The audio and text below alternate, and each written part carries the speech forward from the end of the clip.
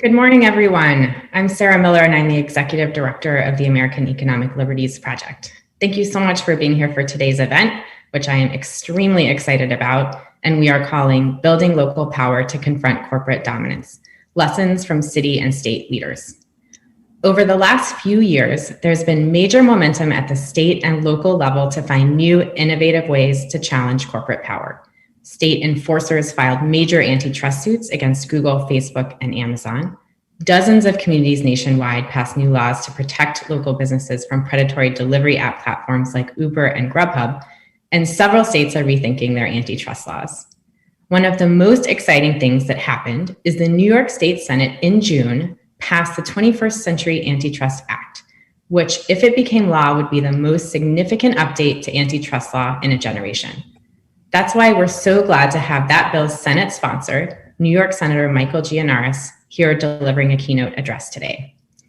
I'll return to Senator Gianaris in just a minute, but I also want to recognize the other great folks who will be speaking later.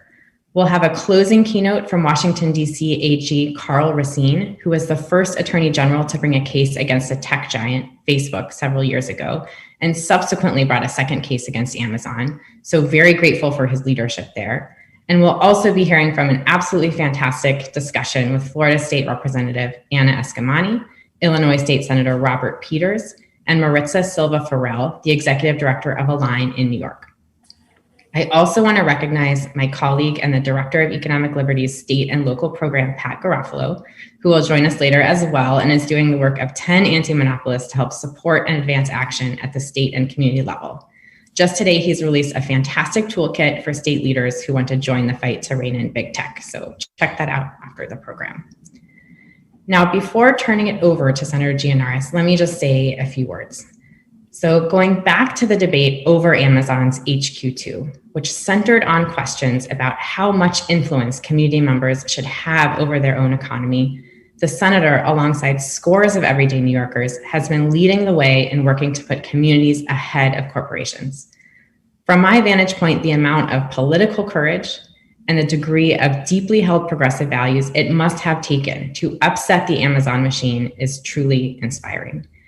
And the long shot, hard-won victory of New Yorkers over Amazon, of David over Goliath, fundamentally changed the trajectory of the anti-monopoly movement. So it is no surprise that his subsequent work is to ensure that New York's antitrust laws are able to meet this moment of hyper-concentrated corporate power, which has had significant negative effects, not just on the state's economy, but on the ability of New Yorkers to choose the government they want. New York has historically been at the center of efforts to rein in corporate power, and it's great to see that attitude alive again in Albany, and not just on antitrust, but on economic development, labor, and a host of other policy areas. We really hope New York continues to set an example, not just for other states, but the federal government to follow. And with that, I'm delighted to turn the floor over to Senator Gianaris. Thank you so much, Senator. Thank you, Sarah. And let me thank all the attendees and, of course, AELP for the great work that you continue to do. We'll get into it as part of this discussion, but you've been an invaluable resource as we've developed this proposal and moved it through our state legislature. Still have some work to do on the assembly side, but getting it passed the Senate was a pretty significant step forward in terms of what we're doing. So I have a fair amount of time. So what I want to do is give some background on how I got to this point, how we got to this point, what kind of led us here. You touched a little bit on the origin story of my involvement. I'll get into that, and then we'll get into the meat of the proposal and why it's so significant. And why we're doing it at the state level instead of waiting for Congress or lobbying them to do something similar. And so probably the one thing I'm best known for, if anybody knows me for one thing, it would be that, yes, Amazon's HQ2 was supposed to come to my district, and it is not coming to my district. And I think that was a positive development given how awful they were to deal with, how bad that deal was, and what it would have meant for these neighborhoods. And so that was one thing. You know, you mentioned the courage it took. The press at some point reported on what they call the burn book that Amazon had, and mentioned that I was the leading participant in that book. So they definitely have me on their radar. And you know, they can be a very scary company, and that's what we're really talking about: is the incredible power they've amassed. stretches well beyond just the business world. They assert themselves politically. They assert themselves in ways that, frankly, become very dangerous for our democracy, because we have this belief that decisions of government should be made by the people who elect their representatives, and they act accordingly. But out in Seattle, when the city council tried to do just that and impose a head tax for very large companies like Amazon to help deal with their homelessness problem, Amazon spent millions and millions of dollars in city council races to try and defeat the individuals who are behind that. That's just one example. Obviously, everybody knows that they put the entire country through a contest where localities were engaged in a bidding war just to have them agree to put their offices and their workers in their cities. And that was really the heart of the problem that I and so many others had with what they were trying to do in Long Island City, Queens. And just by us asking the right questions, they decided to pack their bags. And so that tells you a lot about how they view the world. They think, and in many cases, they are unfortunately correct, that they have amassed the kind of power that allows them to dictate. And if they don't get their way, they believe they could just move on and somebody else will bend to their will. And the fact that they have this kind of power is the problem. And this is not all about Amazon, by the way. I mean, it's a very high-profile company, the highest profile, of course. But there's a lot of companies, especially in this changing economy, where this kind of power exists. They suffocate smaller and medium-sized businesses. It's an interesting debate about this antitrust issue, because you hear from opponents that we need this freedom to abuse, essentially, in order to innovate properly, when the opposite is true. If we don't have small and medium-sized businesses given the latitude to operate freely, to grow and to develop their own ideas, we're actually stifling innovation, not encouraging it. And that's where we've landed. That's why we had a public hearing on this proposal last year. And one of the strongest supporters of the bill was Yelp, right? And companies like that are well known in the tech space, and yet feel like they can't operate because the big boys are just squashing them at every opportunity. And so we put this bill in with the help of so many people. I see Maritza Silva-Farrell here from Align is on this call as well. She's been a tremendous help as we've moved this legislation forward. Had our hearing on it last year. We passed it through the Senate earlier this year, and now we're working on getting the Assembly to also lend its support. We're not in session now until the new year, so this is a 2022 project at this point. But I understand that the advocates are making significant progress in the Assembly and gathering supporters, and hopefully we'll get to the point next year. The Senate repassage should be a matter of course, since we've already done it.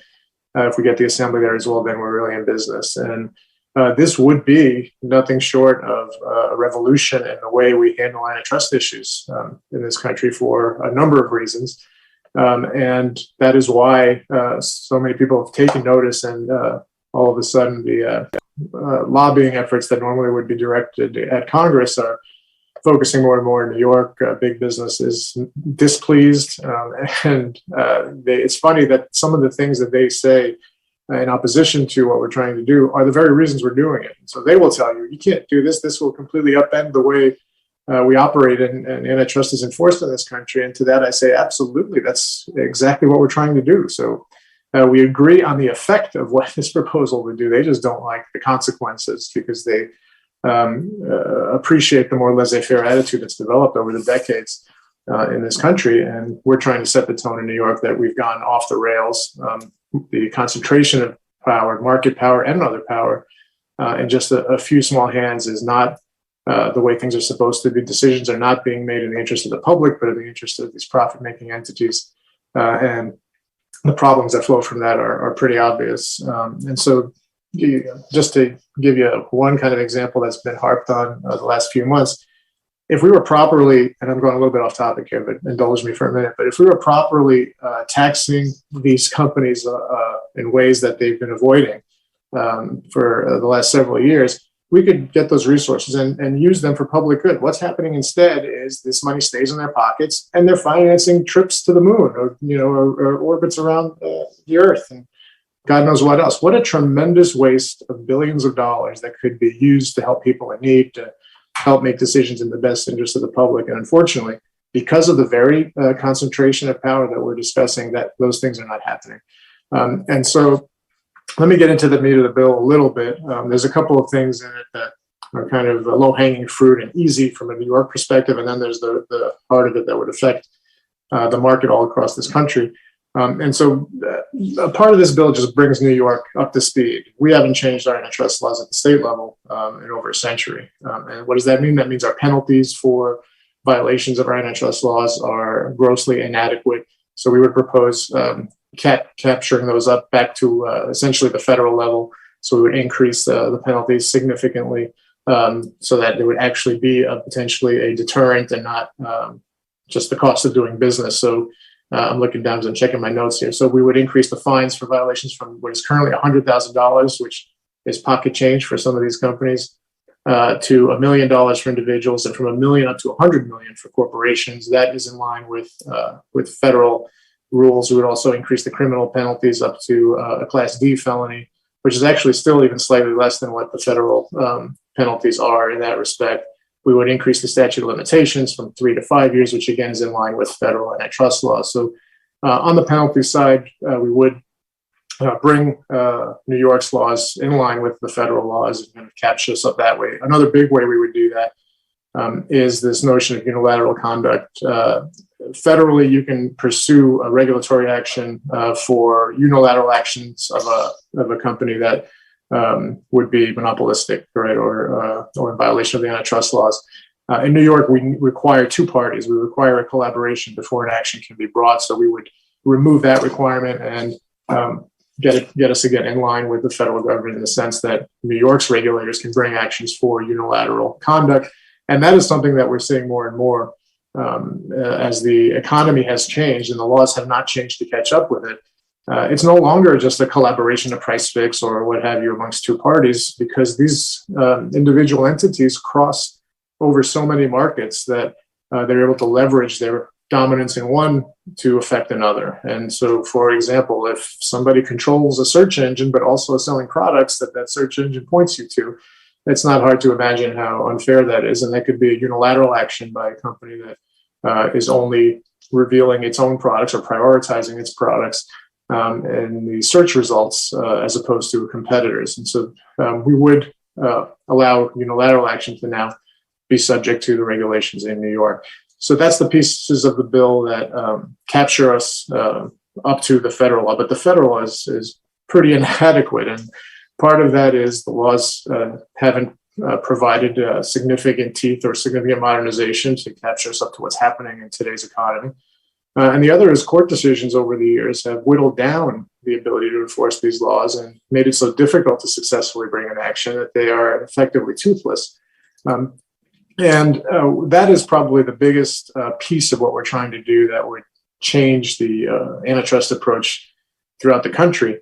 Is we would change the standard that under which actions can be brought to what is known from a monopolization standard that currently exists to what's known as an abuse of dominance standard. It's a standard that exists throughout much of the world, Europe most notably, but other large countries have been following this abuse of dominance standard.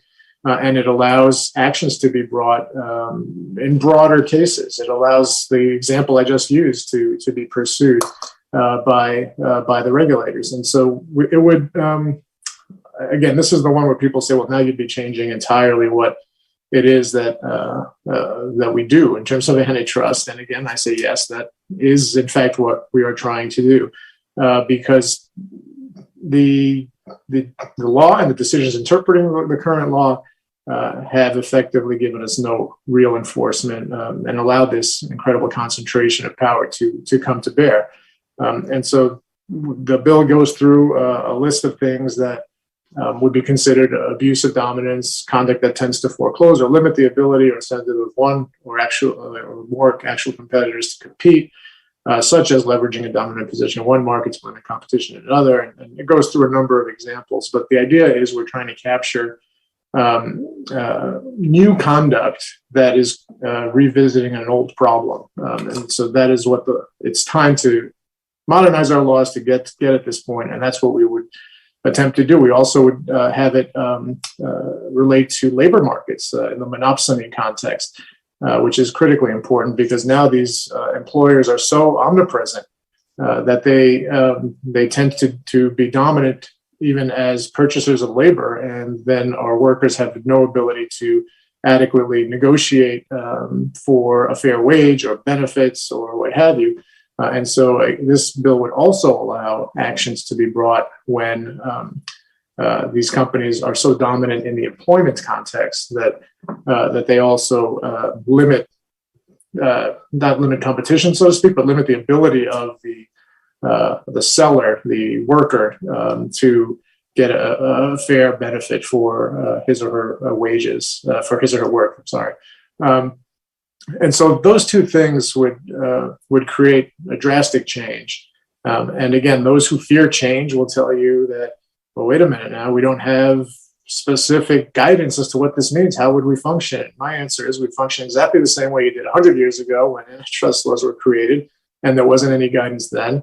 And the courts went through and started putting some meat on the bone specifically in specific cases. It's nothing to be afraid of. It's just something that we need to do to make sure that the laws are working the way they're intended. We would give a fair amount of power to our state attorney general as well to help provide some guidance in specific contexts. We would give regulatory power to the attorney general and with legislative oversight, so they would be able to issue regulations in terms of how the new law would be interpreted and enforced, and through that rulemaking authority, give some more certainty to the players in the marketplace in terms of what they'd be able to do, what they wouldn't be able to do. Importantly, though, we're not just ceding this authority to an elected official without input from the lawmakers, from the legislature. So either house of the legislature would be able to supersede or reject a proposed rule by the Attorney General in this context within 60 days of it being issued. And so there would be some level of oversight there as well. But in response to the suggestion that we weren't providing enough guidance as to what these laws mean, we have a mechanism for that guidance to be provided and for the legislature to oversee that process. And so we think that's a good way forward in terms of both giving the law room to work and room to breathe, but also providing some guidance to those who would be affected by it in terms of what would be required. We get into some more, and I know I'm kind of running out of my time already. I can keep going on this for a while, but we do also provide some additional requirements for pre-merger notification. It's a long-standing practice at the federal level that mergers that are proposed have to go through an approval process. We do lower the threshold for what would be required to receive that kind of notification here at the state level, because anything over a certain threshold is already covered by the feds. And at the state level, you're really dealing with smaller mergers and things that might fall through the cracks at the federal level, where they're only looking at the very large mergers. And we would provide a private right of action also for individuals to be able to bring action, so we're not relying only on one official and the ability of their office to bring these actions. So, look, this is a lot.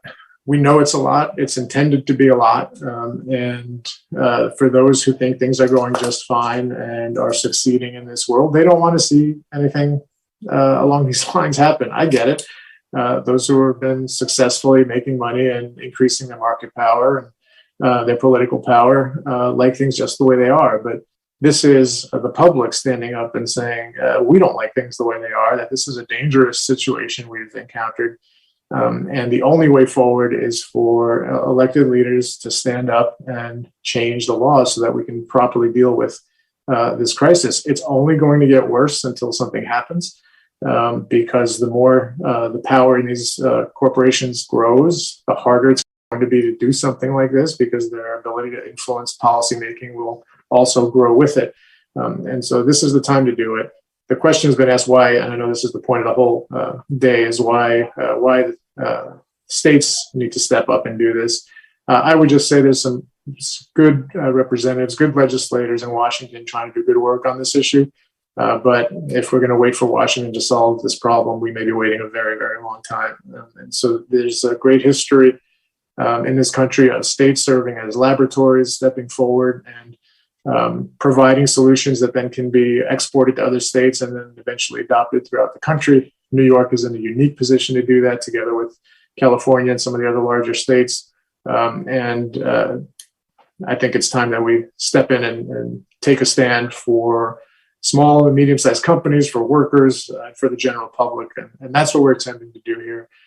This approach has worked very effectively in terms of auto emissions. I would say we need to go farther, but we have an emission standard that was created by one large state in California that has now become a national standard. So it is the history of this country that states step forward and lead the way when necessary. I would suggest this is one of those times, and I'm incredibly appreciative of all the help and support we have from everyone who's participating on this panel and so many others. And my commitment is to follow this through until it's done. So hopefully that will be early next year, but we need all your help to get there. So thank you all again very much. Pat, thank you as well. I see you on there for your leadership. And Sarah, I'm going to take it back to you. Sure. Thank you so much. Really appreciate you joining us today. I'm going to turn it over now to Pat Garofalo, the director of our state and local program, to introduce our panel, to dig deeper into these issues, to hear what's happening in Illinois and Florida, and to go back to New York and talk about how we can support the effort of Senator Gianaris there coming as the new year kind of comes upon us. Thank you again so much for joining us, Senator. We are excited to see this bill get through the Senate and the House. Pat, you're up. Thank you so much, Sarah. As Sarah said, I'm Pat Garofalo, Director of State and Local Policy here at Economic Liberties, and I am so psyched for the panel that we have today. I'm going to do some quick intros.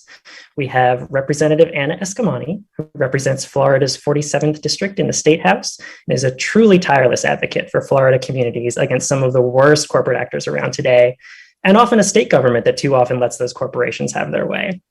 Next, we have Senator Robert Peters, who represents the 13th Senate District in Illinois, and who I'm pretty sure had one of his bills signed into law every other day last session.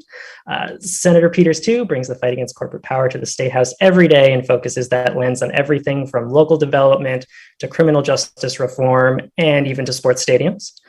And finally, we have Maritza Silva-Farrell, Executive Director of Align, who is at the forefront of every important policy battle happening in New York right now, including pushing for the 21st Century Antitrust Act that you just heard all about. We're so glad that you are all here today. Folks who are watching online, if you have a question you'd like to ask the panel, please tweet at us at Econ Liberties, or you can leave a comment in the YouTube feed and we'll try to fit it in.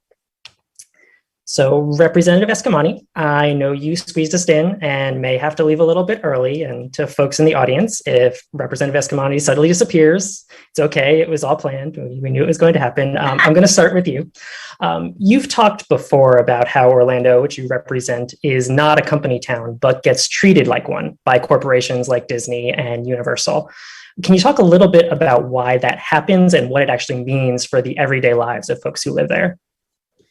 Absolutely. And thank you again for having me. I'm excited to be part of this conversation, especially under the context of building local power, because I think on some of these issues, Orlando included, some of the fights are just based upon the notion that folks don't understand these issues. And so we try to change the consciousness around understanding how money in politics is tied to corporate tax breaks and incentive programs that not only benefit the biggest of companies, but they're not effective job creation tools, and our smaller and medium-sized businesses suffer at the same time, to echo the points made by our opening senator. And so growing up in Orlando, there are these really popular brands, right? And Walt Disney World is definitely one of them. You also have Universal Studios, Publix. And I think part of our struggle as advocates is that we are challenging very popular brands that for an everyday person, in my case, growing up working class, you look at these brands with some admiration, right? Like I grew up shopping at Publix as a kid and getting free cookies, at the bakery. And of course, my dad worked at Disney part-time. My family, my parents worked multiple jobs to make ends meet. And so my dad actually was an engineer on the weekdays and worked at Walt Disney World as a customer service rep on the weekends. And my mom worked at Kmart until she unfortunately passed away to cancer back in 2004. And so though these brands have some really problematic approaches when it comes to policy, especially tax policy, when you're growing up in a community, you don't really know that, right? You see the brand for their charitable giving, you see the brand for the characters, and in the case of Walt Disney, the characters that you love to grow up with, and of course, for the places you shop, you love the experience. And so part of this effort is to not necessarily, go after a brand, but it's to help folks realize, hey, companies that you really like also do bad things. And here's what that looks like in layman's terms. And so in the case of Orlando, it's not a company town, but it often gets treated as one because these companies are so influential and they really flex their muscles politically. In all of our municipal elections and state elections and federal, major corporate giving define the norm. And we're talking about, some campaigns that are only operated by $1,000 checks. Like there are no individual contributions sometimes that go into these local races because they don't get much attention either. And that's part of the challenge. Like we just had elections in the city of Orlando last week, and the strongest turnout was in one of the districts, and it was 20%. And that was strong, right? So it's also just the lack of attention on municipal elections that really does allow a corporation to kind of set the agenda, be the biggest contributor, be the heavyweight, while the elected official will continue to cater to them versus the needs of their constituents. So moving on from a place that has Disney and Universal in the entertainment industry to talking about Amazon, which has already come up today. Senator Peters, there's a large and growing Amazon presence in and around Chicago, including a lot of talk of building a new Amazon hub airport there, which would be a pretty massive public giveaway, pretty explicitly to a private corporation. Can you explain some of the effects that that's had in the community and what you're worried about happening next? Yeah, I think, oh, wow, that's a big question. That means that I could talk forever and ever. The main thing to think about here is Amazon understands that Chicago is maybe the transportation, distribution, logistics hub of the country. Its location is the fact that we have, we're the only place in the entire country where every train line hits. So we have the largest, quote unquote, intermodal port. We're in the middle of the country when it comes to air, which is what will lead to the airport conversation. For example, even the Rockford Airport, which is a town of about just over 100,000, about 2 hours north of Chicago, has seen increased activity during COVID. And so with that, they have developed a bunch of distribution centers all along the south suburbs and particularly the south side. And what they're really trying to do is just take out not just FedEx and UPS, but I fundamentally think the post office, because they would have the ability to really control every level of logistics and distribution throughout the country. I remember talking to some folks about this airport and where these where these hubs were, or distribution centers, or whatever they call it. I think they have a fancier, more corporate name for it, when I saw this, it was originally the idea of this airport was to be, you fly out and you could go to Hawaii, you can go to Orlando, you could go on a trip and visit, for vacation, but it really just became a commercial airport idea more and more, and this whole idea of jobs. And I think it's something that will cause issues in terms of that they build these warehouses next to poor folks where you have massive trucking. A lot of folks who they make it almost impossible to unionize. They're essentially going after one of the few places where you have a black middle class, which is the post office, as well as actually UPS. Amazon just has this almost sick, brilliant way of just breaking down and tearing down infrastructure and institutions and then making you rely on them. And so the risk is, as Amazon does this, we become more and more reliant on Amazon as an institution. And we start saying things, well, Amazon's a job creator, even if that job doesn't pay like it should, or doesn't have the rights that it should, or it causes you to feel like you're extremely stressed and pushed to the boundaries, or it destroys your ability to have good housing. It's nowhere near any good housing. It has limited transportation options. And so I think that it's very important that for us that we sort of push back against Amazon, basically creating this monopoly in transportation, distribution, and logistics, and using Chicago's location and place in this country as an opportunity to do so. And I think there's also there's a point here about resource extraction too, right? There was a big investigation that came out a few months ago showing that Amazon is getting massive subsidies in the Chicago area, some $700 million to build out this logistics network. And that the bulk of that was coming from Black and brown communities, that they were actually taking more money out of those communities than they were taking out of white communities nearby, even though everything else about those places was exactly the same. Yeah, and Amazon uses what is called the EDGE tax credit. And then you combine that with city tax credits to essentially just be free to be able to move into whatever area that they need and they deem. And what you've seen is that, again, you're right. This is not where these distribution hubs, or whatever they might, whatever they may be, are usually all on the south side and south suburbs. So for most people who don't understand this, you're gonna get me like I gotta like not curse for like live streaming. I apologize, but the way that they do this is it's not on the north side of Chicago, which is particularly white. It's almost all in the Black south side, Black south suburbs, and now increasingly the Latino southwest side. Now, what's interesting about that is they use the Rockford Airport, which is about 2 hours north of the city, northwest of the city. So you would think logistically that the northern side of the city would make more sense, being closer to Rockford, but instead they focused more on that south side and south suburbs. And because it's cheaper land and it's easier to get, and that people are more, there's a sort of clear, very real desperation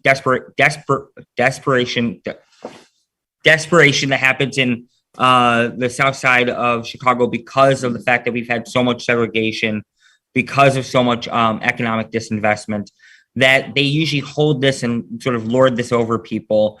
And they lord this over elected officials that say, like, you're not actually helping with the economy, that you don't care. And it sort of creates, they help create a crisis that is not just wealth extraction, but it's literally kind of it's abusive, right? It's an unfair power dynamic that Amazon is basically holding over people, because they'll say that they'll just leave, they'll go to Kentucky or they'll go to Indiana, which is a thing that regularly happens in the Chicagoland area in Illinois, is this fear that, people are going to go to Indiana or Wisconsin. And we've seen, or Kentucky, but we've seen this with Wisconsin, with Foxconn, right? This whole sort of scammer narrative and these promises that are being made and these threats that are lorded over municipalities and over smaller governments. And then we watch them never fulfill the promise as another area decides to throw a bunch of money and basically set it on fire after promising to people the greatest thing that's ever going to happen in jobs. And I think it's honestly worth calling their bluff. And I also think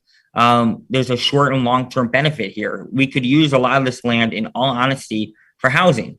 What we have, I always, somebody came up to me and tried to sell me on some, big, giant development deal. And they're like, well, it's going to create all these jobs. And I said, I don't care about actually talking about jobs. I care about housing. So if you can make a promise on long-term wealth, that would be a much better proposition than talking to me about jobs. And I think that too long we get caught in this job conversation. But I think that what this tight labor market has shown is that we need to have a conversation about wealth. And what we know in terms of people who are experiencing a two-tiered recovery is that those who have not just jobs, but wealth and have space seem to be doing better off than people who don't. And that's particularly a Black and Latinx or Black and immigrant working class crisis. And so Amazon talking about jobs is not the focus. And all that land that Amazon decided to plop on a mass polluting truck zone in the middle of a residential area should be an area that produces high density housing to allow people in increasingly gentrifying communities to be able to live there and to be able to live their life and to be able to be uplifted. Because, and then what you see from these, you're gonna get me on. What you see, then they all of a sudden they promise like a youth center. Like that's the one that always gets me is like, we're gonna do this and then we're gonna create a youth center. And I'm like, what? I would prefer not to have. Who doesn't have youth centers? Rich and wealthy neighborhoods don't really have youth centers. That's a thing that you do. You throw into the working class parts of my community, and then you say, look what we've done for you. Here's your youth center, and that's the extent that we're going to do anything. You can't tax us. We're going to have a youth center that will, by the way, go to a 501c3, and we'll just write it off as well. So I think that particularly Amazon and some of these larger corporations who work in the sort of transportation, distribution, logistics side have constantly tried to hold this over on people in Chicago. And what they love to do, you hear this all the time, is, well, in New York or California, if you want to get like a Chicagoan to become very self-centered, insecure, it's all of a sudden you bring up New York and Chicago, and we feel like this huge competition. And I finally, as a Chicagoan, have said, I don't care. I actually just don't care. New York's great and LA is great. It's good. It's cool. I hope everyone can be able to have good housing, have long-term wealth and live their life. But we're not going to be pitted against them, so that we can give you the best tax break you can get, so that you can plop down more pollution, more monopoly, and more long-term instability into the South Side and South suburbs. Speaking of New York, we should bring Maritza into this. Maritza, New York is really at the epicenter of taking on corporate power at the moment. You have the 21st Century Antitrust Act, defeated Amazon HQ2, the AG is suing Facebook and Google. Why is that happening? Where is the energy coming from? Why is New York suddenly at the center of the anti-corporate power world? I mean, what Representative Anna Escamandi and Robert Peters laid out really explains why. Our communities have been exploited, extracted, and abused by these corporations for way too long. It's been 40 years, as we know, where since the 70s, as far as I understand, these corporations has expanded the ability for them to dominate our economies, dominate the way our economy works and our democracy works. So for us here in New York, we know that Black and Brown New Yorkers bear the brunt of corporate control over our communities. We've seen it, we experience exactly what has been already said is what we have experienced here. With the HQ2 fight, the main issue that we heard from the communities in Long Island City was that communities were afraid of being displaced from their homes. This is an issue about life and death for many people, the ability to be able to sustain in their own neighborhoods, right? The ability for our workers to feel safe and speak up when something goes wrong in the workplace. Corporations like Amazon, big tech, Google, has been moving and expanding without accountability.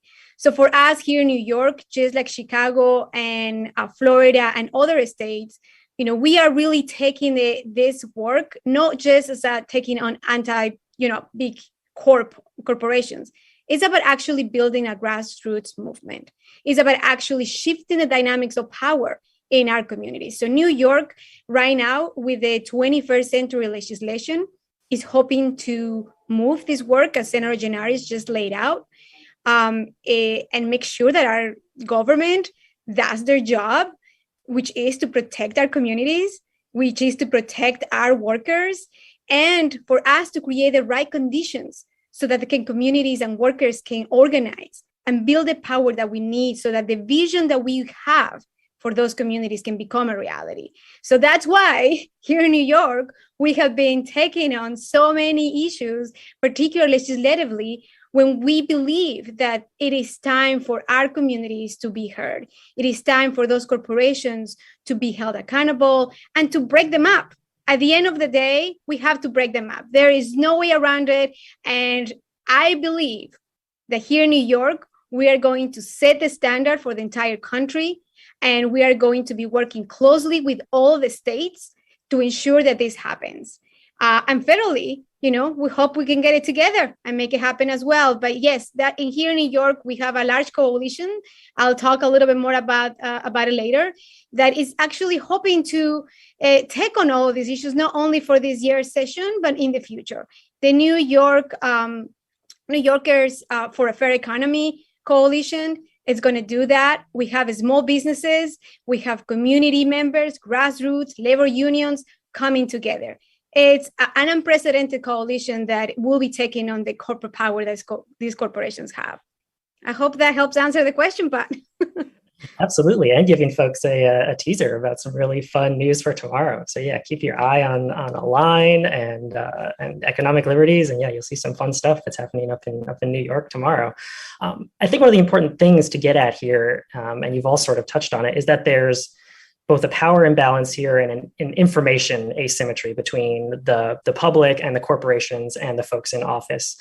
Representative Escamani, you just recently dropped a whole slew of bills dealing with corporate power and corporate taxation and negotiations between public bodies and corporations. And one of them covers the ability of corporations to keep details of their negotiations with cities and towns, the sort of deals that Senator Peters was talking about, to keep those details secret from the public. Why is that important, and what does it say about democracy in Florida that these corporations can negotiate behind closed doors for public resources?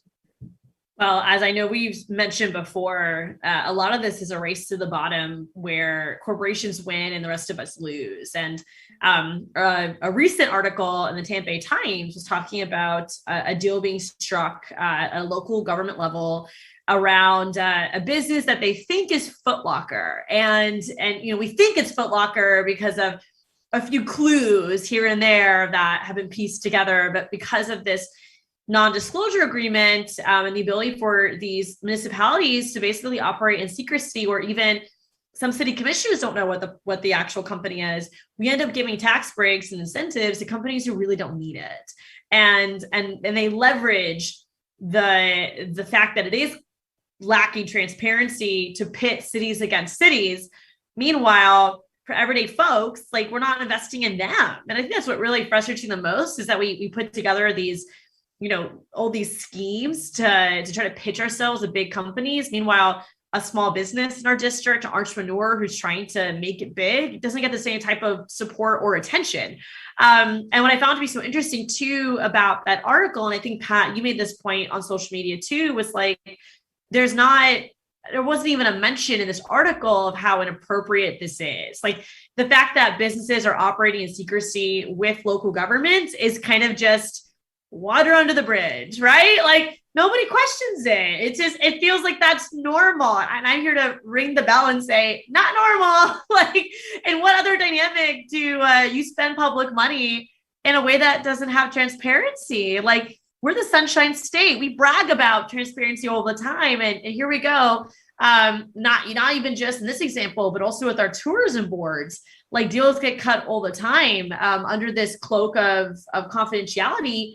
And there's not really a reason for it beyond the fact that if the people of a community knew that this deal was happening, I feel like they would be pretty upset, right? Because the idea of giving away money to Foot Locker definitely doesn't seem like a good deal when you look at that company's infrastructure and their ability to be profitable compared to some of our smaller businesses that do need support, getting a leg up. And to your point, we filed 3 different policies last week. We announced them. Actually, we technically announced 4 different bills, but we tied 3 together as a package to end corporate giveaways and increase corporate tax transparency. And then we also filed legislation to get rid of what has been a restrictive nature of Florida's tourism development tax. Long story short, in Florida, our bed tax, 40% of it at a local level has to be spent on marketing and advertising before you can spend any of it on public facilities. And those public facilities, by the way, have to be related to tourism. So we already see this like restrictive nature towards tax revenue in tourism corridors where we have to spend that money on marketing and advertising, which essentially is subsidizing that option for businesses. And at the same time, it's frustrating because we have minimum wage workers, we have folks who are living in hotels and motels who work in our tourism economy, who don't get to see the benefits of their labor. And so we also filed that policy last week. And it's interesting, we've gotten so much positive feedback from everyone except the industry. And I think that's the situation with a lot of these bills, is that, you know, we're hesitant to file them because we know there's going to be some sort of backlash from industry. But the everyday person, even those who might work in the industry who are just learning about the subject, will agree with you. This is good policy, good practice. The only reason why it doesn't change because of the opinion of the leaders in these spaces that maintain a very strong grip on the status quo. And so some of the other bills that we filed last week, you mentioned, we filed House Bill 6059, which would eliminate the NDA dynamic that allows companies like Amazon and others to try to squeeze publicly funded incentive programs from local governments. And then we've also filed a repealer of this really offensive program that was dubbed the Urban High Crime Area Job Tax Credit Program. And it was supposed to help communities of color and those that experience blight and bringing jobs to these regions. And instead, it's basically become a corporate slush fund for Universal Studios and other major companies. And so actually the law's original sponsors, who are no longer in office, have said that this bill has been exploited and should be either reformed or removed, yet that hasn't happened. And so at this point, we have seen since 1999, $35.2 million go through this program to Universal theme parks and hotels, to Walmart, to Publix, and other major companies who, again, not only are they not creating these high-paying jobs that the program was supposed to do, but they're also not giving this money back to the community, and very much is just another tax break for them. And then finally, we also refiled the Interstate Compact to help end corporate giveaways. And, this has also been branded as best economic practices, but this is a policy that myself and several colleagues from state legislatures across the country have filed, and we keep filing, to basically end this race to the bottom by having states join together to say, we're not going to play this game of corporate incentives. So it evens out the playing field, because I do think that for many states, Florida included, there is this feeling that if we don't participate, then we don't have a chance, right? And so you have to participate in order to lure these businesses in. And our point is, if everyone just stopped playing this game, we can go back to investing in quality of life versus chasing these companies with public funds. Yeah, fun fact about that program, I think the one with the terrible name, the Urban High Crimes, this is an awful named program, is that literally half of the money has gone to Universal Studios and its hotels that has ever gone out under this program. So Maritza, I want to come back to you because both Senator Peters and Representative Escamani talked about a lot of issues that sort of fit within the broader progressive movement. I think there's a tendency for folks to think that antitrust, and talking about something like the 21st Century Antitrust Act, is this like technical, wonky thing that you don't really have to care about. Can you talk a little bit about, first, why this bill in New York is so important to workers, and then second, how it fits into the broader progressive movement that's actually winning quite a few victories in New York now, and given the political dynamics there, seems like it's going to win quite a few more going forward.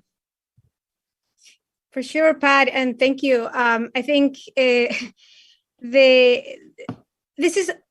true. It has, when you hear antitrust and when we talk to communities, it's like, what is that? Antitrust, anti-what? Monopoly? How does that work? It becomes a very wonky sort of term. You're completely right.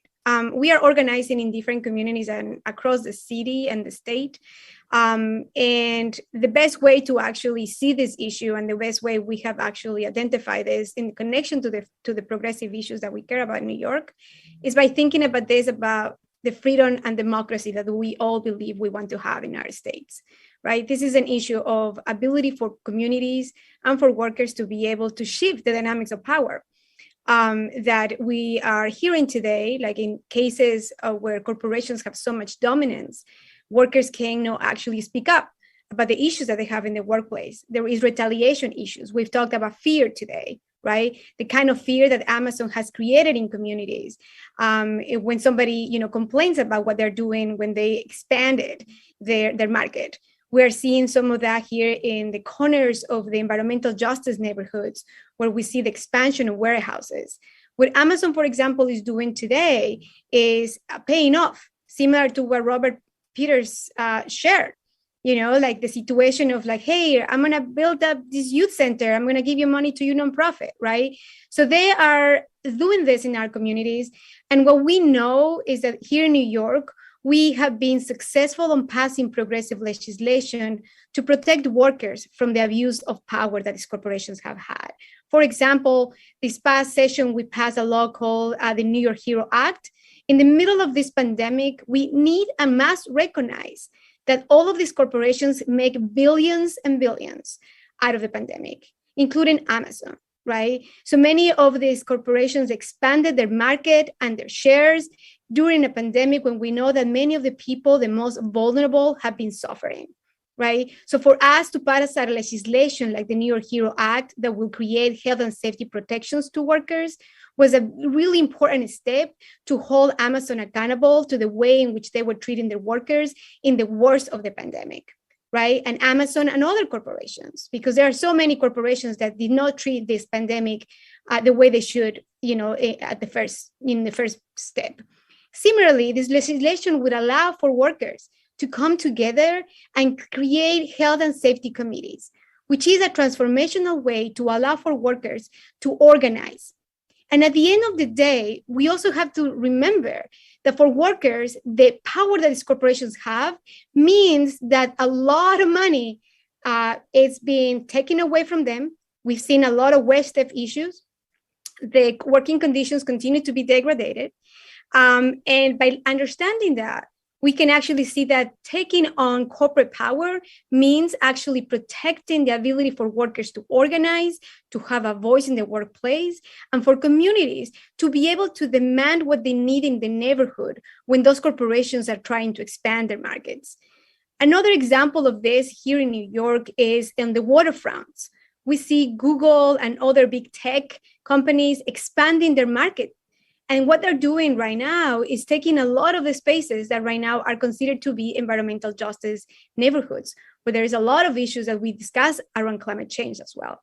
There is a lot of intersection of the progressive issues that we care about around addressing and around mitigating against climate change, creating policies that will create reduction of emissions in our city and our state, while Amazon continues to expand the trucking into the neighborhoods that have been polluted and communities that have been suffering with health issues for years and years. So all of these things intersect. And when we talk to communities, we don't necessarily talk about an antitrust law. We're talking about communities and workers coming together and shifting dynamics of power so that we can actually have a say as communities, small businesses, consumers, and how these corporations need to function in our state. So Maritza, for folks listening, watching today, or who watch this later in video form, what should they do to get involved and how can they help? Well, there is so many ways to get involved. As I mentioned before, tomorrow we are excited about the launching of our coalition, the New Yorkers for a Fair Economy Coalition. It's a coalition that has small businesses, labor unions, community groups, grassroots organizations, environmental justice groups coming together to really create the economy that we all envisioned. We are not going to be talking about things that we're against. We are going to be talking about things that we're for and what we envision for our community. So tomorrow we're going to have an incredible event. I will invite folks to join in. You can go to the Align website, alignny.org. We do have information around this particular legislation that we're looking to pass in the coming session with the 21st century. And join us on Twitter as well. The Align NY Twitter account, and members of our coalition. You guys are part of our coalition, and I'm thankful for all the work that you all have been doing with us. And if you want to be involved, send us a note. My email is maritza@alignny.org. I'm happy to connect you with the organizers and the coalition members that we're working with. Oh, one more thing. Talk to your legislators. Let's make sure that they know that this is not a matter of sending any concessions. We have to ensure that we have federal legislation passed, and we have to ensure that every single state follows the model that we're creating in New York. That's just a wish. Thank you. I think we have time for one more, and we got an audience question that came in. So I'm going to send this one to Senator Peters. From the audience, workers hold 2 to 3 jobs and hardly have time for themselves or their families. How do you connect with the workers to let them know that these corporations are just dangling false promises and our opposition is calling their bluff and seeing through their lies? Yeah, that's a great question. I come from a community organizing background. And so usually when I'm talking to folks, it depends on what type of conversation, but let's say it's a one-on-one conversation. You just actually ask people about their life, where they're at, what they need. And then you say, okay, well, my job is to take your story into positions of power. So the halls of power, so governing power, and to speak on that and to speak on that crisis. And then what I do know is that particularly to try to be as careful in my wording here, the reactionary right loves to use sort of the dog whistle of criminalization and public safety to go after folks from my party. And that's been ramping up lately. And I actually then take that sort of, to take these sort of stories of people struggle in their pain and actually translate it to how this is fundamentally creating a public safety crisis for people. That if you combine it along different strains, and I hope I'm answering your question, Pat. I hope I'm answering the audience member's question. The problem about me is that I'm a politician, and therefore I might actually answer my own question to my own self. But I'm going to try to do my best here. Is when thinking about these broader crises and trying to hit at the root, to take the individual story and pain and struggle and tie it to that broader fight. So you won't. It's sometimes when people are working 2 to 3 jobs, you're also talking about, that means having to pay for rent, when it comes to housing. That also means issues in terms of transportation.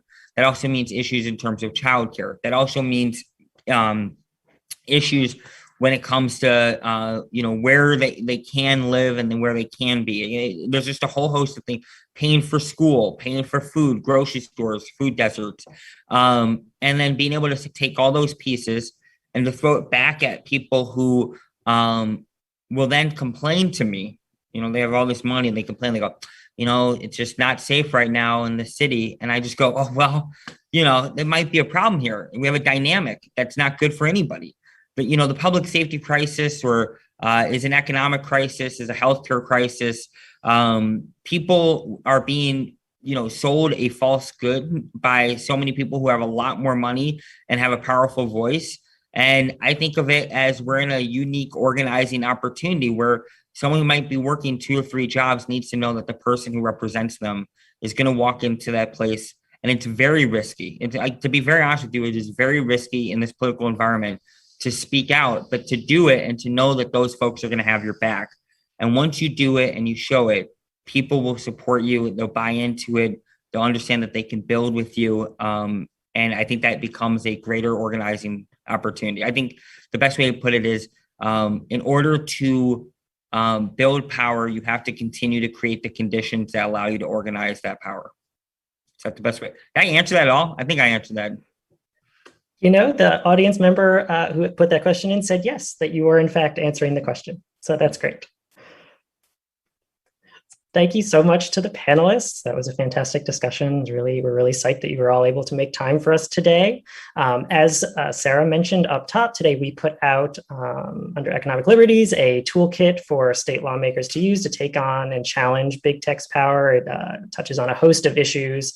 Access to markets for small business, stopping corporate tax subsidies, helping out local independent restaurants. If you want to check it out, it is on our website, and share it around, send it to your state representative or state senator. We'll do this all together. So coming up next, last but most certainly not least, it is my distinct honor to introduce Washington, D.C. Attorney General Karl Racine. I live in the district. I've seen the work that AG Racine and his staff have done on behalf of all of us here, and it's really a model for taking on corporate power that I wish many more states, and hopefully will be one someday, would follow.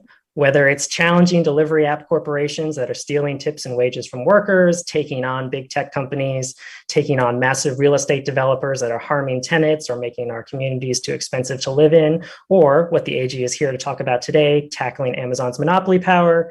AG Racine's office is there and they are working on it. And as I said, they are really setting the standard for other state attorneys general to follow. Thank you so much for being here today, Attorney General. The floor is yours. Well, Pat, thank you so much for that incredibly kind introduction. I didn't really expect that, and that's nice, really. Thank you. I do want to say a couple things. Number one, I have been monitoring with my team this discussion today. I think you've hit a home run.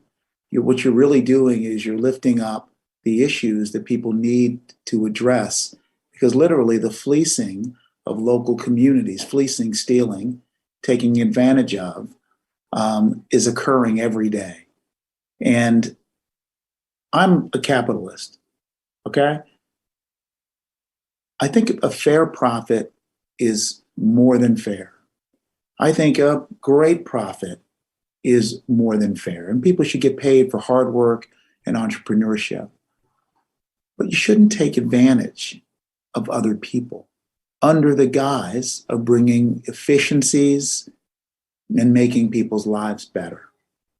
So, Pat, thank you so much for introducing me. And the other thing I want to tell people is that if the Office of Attorney General of the District of Columbia has done anything well, it's because of the people, lawyers and non-lawyer professionals who work at the Office of Attorney General. They're the ones who are putting their hard earned, honestly, opinions, views, and work ethic on the line.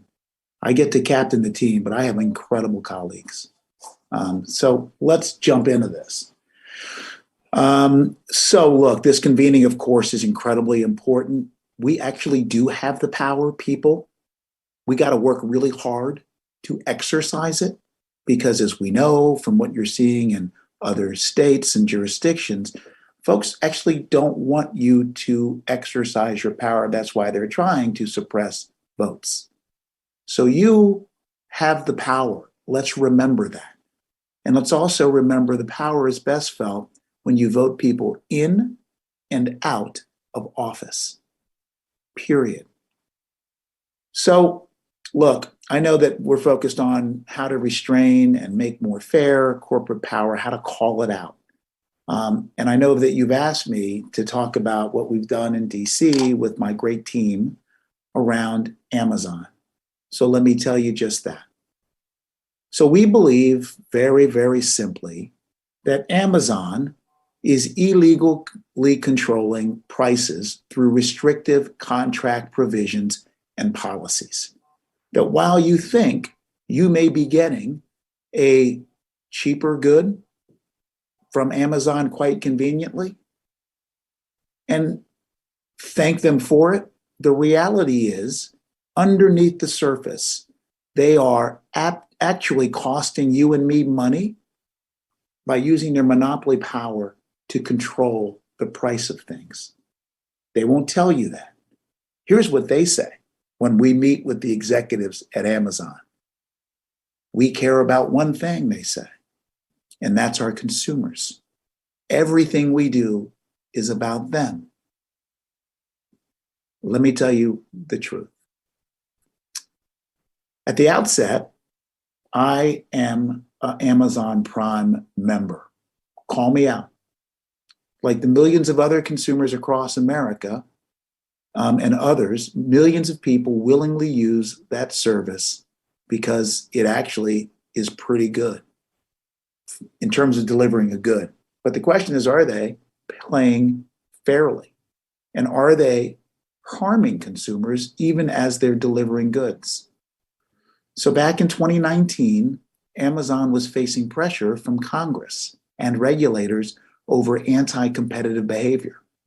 To put regulators at ease, they claimed that they removed a clause. Here comes the legal term. Brace yourself. Hold on to the rail.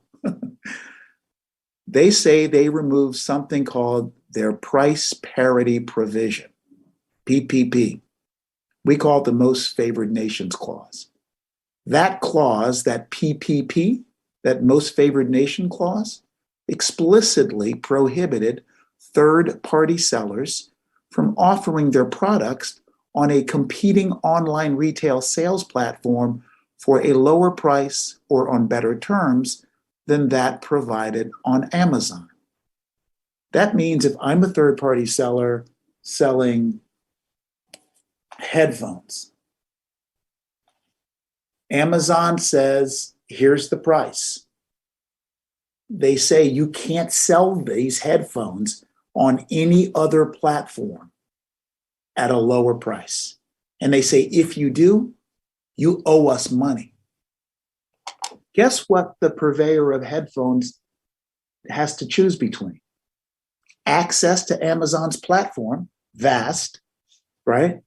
Or the ability to price their own product in different ways. In reality, when Amazon told Congress that they were going to change their PPP, Most Favored Nation clause, you get to ask the obvious question. Did they? Guess what? We allege that they did not. They just called it something else. Let me tell you what it is. Remember the term PPP? Guess what they changed it to? Really clever. A lot of billions there thinking about this. They quickly replaced the provision that we talked about with an identical, nearly identical substitute called It's Our Fair Pricing Policy, FPP. You can't make this up. Under the FPP, Amazon can sanction or remove third-party sellers selling my headphones if they offer their products for a lower price or under better terms on a competing online platform, even my own, if I'm selling this. These agreements ensure, this is the restriction, Amazon's restriction ensures that high fees charged to third-party sellers to get on that platform, as much as 40% of the product price, are incorporated not only in the price charged on Amazon, but also in the prices charged on competing platforms all across the online mall.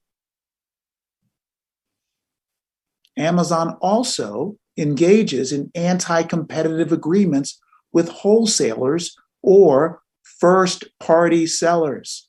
Let me explain what a first-party seller is. Here's a mug. There's no brand there, okay? A first-party seller sells the mug, okay? And I like the word piece. Sells the mug to Amazon. Maybe they put Amazon on their mug. That's what a first-party wholesaler does. Let me tell you what happens. As I said, they do the same thing.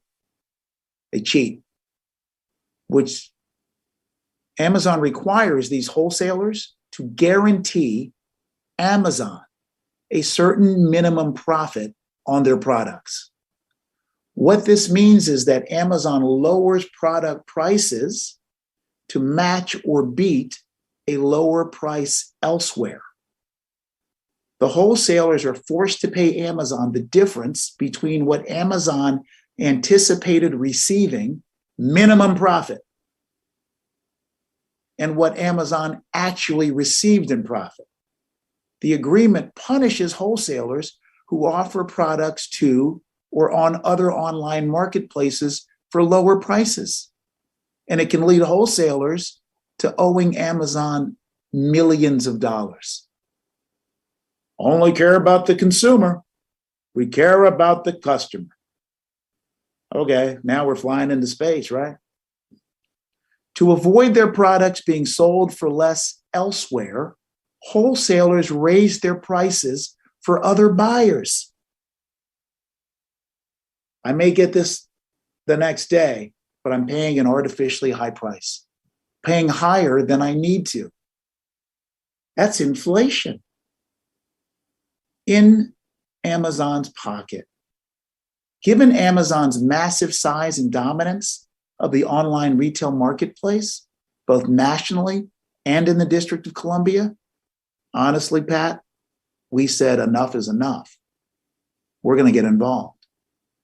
So Amazon is estimated to control 50 to 70% of the online retail market. That sounds like monopoly power. By contrast, the next two largest retailers on the online marketplace, Walmart.com, heard of them, and eBay, guess what they have? Roughly 5% of the market. Amazon is the most visited website for online retail shopping with over 2.6 billion visits in a single month. 66% of consumers start their search for new products on Amazon. 74% go directly to Amazon when they're ready to buy a specific product. We brought this suit under the district's antitrust laws, which are designed to keep businesses operating honestly and fairly. And these laws protect competition. They prohibit business practices like price fixing, and they ban agreements among competitors to divide up customers so they don't have to compete. When a market is competitive, businesses try to attract customers by doing what? Cutting prices and increasing the quality of products or services. In our world, where there's fair competition, businesses innovate and look for ways to produce goods more cheaply or invent new technologies or processes. When businesses stop free and fair competition, Pat, guess who loses? Consumers like you and me end up paying high prices for inferior goods and services. Let me talk about the specifics of our lawsuit. In our lawsuit, we argue that Amazon has used its dominant position to maximize its profits at the expense of consumers, third-party sellers, and wholesalers. It's kept prices for goods artificially high, hampered competition, stifled innovation, and illegally tilted the playing field in the direction of its own pocket. District consumers deserve a fair online marketplace that promotes competition, innovation, and choice. They don't deserve to overpay so that Amazon can make as much money as it wants. The way Amazon treats both third-party sellers and wholesalers leads to the same result: higher prices across the board and less consumer choice. Remember Amazon's defense: everything we do is for consumers. I call two letters, I'm not going to say BS. Amazon's requirements mean that both types of sellers raise prices for other online marketplaces or elect not to sell on other online marketplaces at all. This creates an artificially high floor price, as we know. It also significantly reduces competition among online marketplaces. Remember, 50 to 70% of the market. eBay, right? Walmart, 5% each. So here's what we hope to accomplish. With our lawsuit, we hope that the court, we're confident that a court will put a stop to Amazon's use of illegal price restraints. We're confident that we'll recover damages and penalties to stop similar conduct by Amazon and other companies. We also believe that our lawsuit will encourage other attorneys general in other states. If you're not in Washington, D.C., call your attorney general, send the complaint that we filed, ask them to please do the same thing. We are at an extraordinary moment in time right now, Pat. That's why this conference is so timely. One that will decide whether or not our economy will operate in a way that is fair and equitable and allow us all to prosper and compete. And all of us, whether you're an advocate or a policymaker, must respectfully, commit ourselves to doing our part in stopping the largest retailer in the world from being a monopoly that hurts consumers. I'm happy to take any question that you have.